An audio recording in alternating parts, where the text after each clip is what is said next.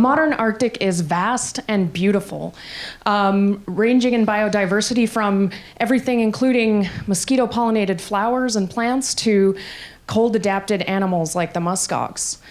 But it wasn't until 1955 that we really knew anything about the geological history of the Canadian North.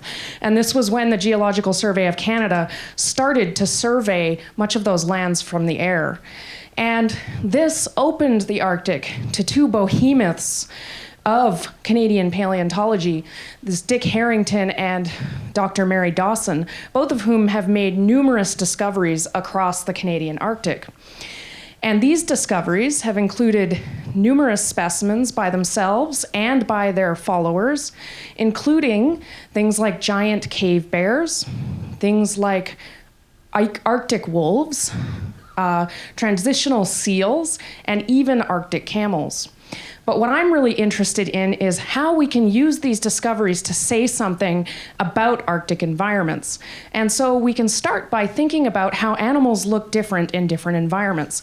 We can look at modern animals from rainforests and see that they look very different from animals in the Arctic. And so that's our first step.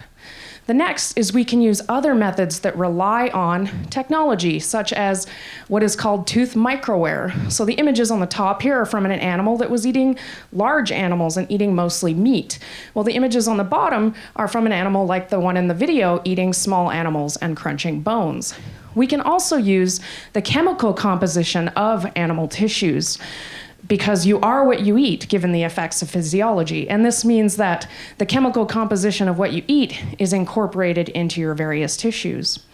So starting off, looking 3.5 million years ago at the Canadian Arctic, we can see that the types of animals were quite different. We can see that we had beavers, we had horses, we had berry-eating bears, and as I said, we had Arctic camels. We can look to plants. So here's an example of some Arctic plants today. You can see that they tend to be short and really form what we think of as the modern tundra. But if we go back 3.5 million years ago, we can use independent evidence from some fossilized pollen that tell us that there were some very different plants present in the Arctic at the time. Most interestingly were trees. This high up in the Arctic, there are presently no trees, and these ecosystems would have looked much more like northern Alberta. And again, we can look to the features of the animals themselves, and we did some work on tooth wear in Arctic camels and showed that their diets were much more like modern moose. And this suggested to us that the environment was quite different. Now, if we look 20,000 years ago, we still had a very different Arctic. We had mammoths, we had horses, we had giant cave bears, and we even had Arctic hyenas.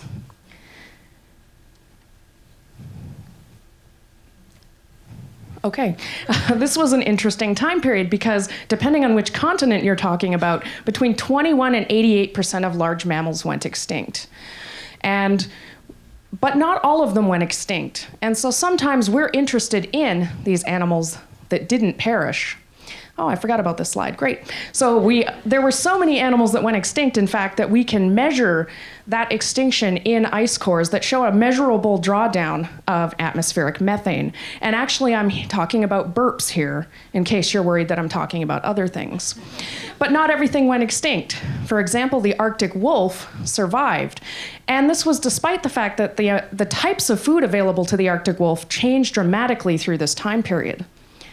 And so we were interested in how did this animal make it through this time period? So we did this using tooth microwear and scanning electron microscopy. And we also used something called stable isotope analysis. So that's looking at that chemical composition of their bones. And what we found was that for the last 20,000 years, wolves have been doing pretty much the same thing in the Arctic. So we found that using stable isotopes that they were probably all still eating caribou. And we know from the tooth wear that they probably weren't crunching the bones of very small animals. So why does this matter? Why do we want to do this type of research? Well, when it comes to caribou in the Arctic, most of the populations are presently declining. So when we think about an animal whose diet hasn't changed for 20,000 years, we might be concerned about these declining caribou populations. And so coming back to the modern Arctic, which is beautiful and vast and full of these animals that we are in awe of, But we can look to the fossil record and we can see that the theme of the Arctic has been one of change. And we can actually see that the ancient Arctic is a treasure trove of information on the ecology and biodiversity of animals in the past. And in fact, as I've shown, it provides information on how animals have made it through these important climate change and extinction events.